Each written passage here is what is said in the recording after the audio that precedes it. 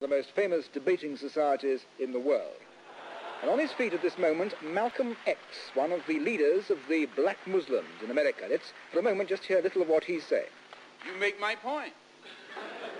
That as long as a white man does it, it's all right. A black man is supposed to have no feelings.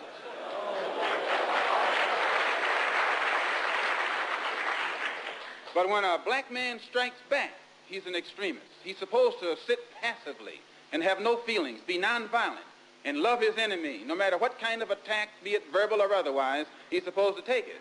But if he stands up and in any way tries to defend himself, then he's an extremist.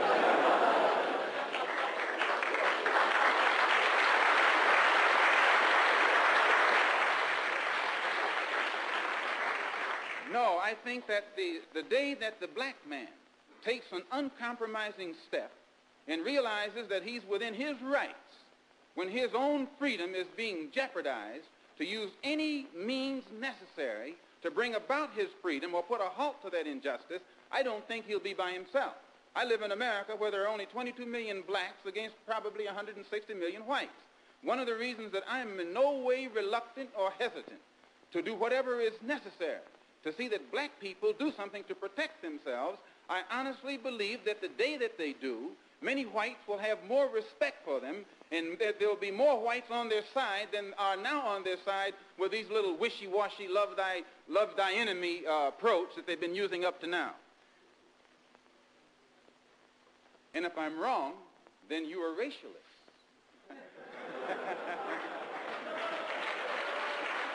Anytime you live in a society supposedly based upon law, and it doesn't enforce its own law because the color of a man's skin happens to be wrong, then I say those people are justified to resort to any means necessary to bring about justice where the government can't give them justice.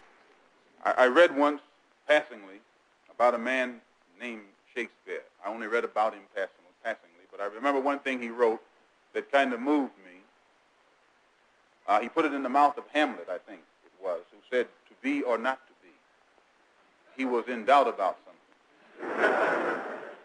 Whether it was nobler in the mind of man to suffer the slings and arrows of outrageous fortune, moderation, or to take up arms against the sea of troubles and by opposing, end them.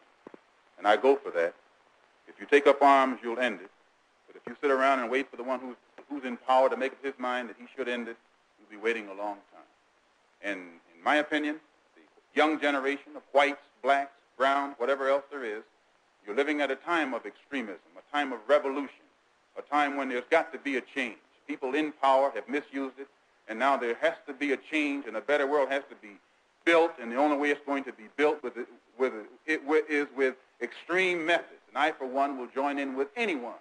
Don't care what color you are, as long as you want to change this miserable condition that exists on this earth. Thank you.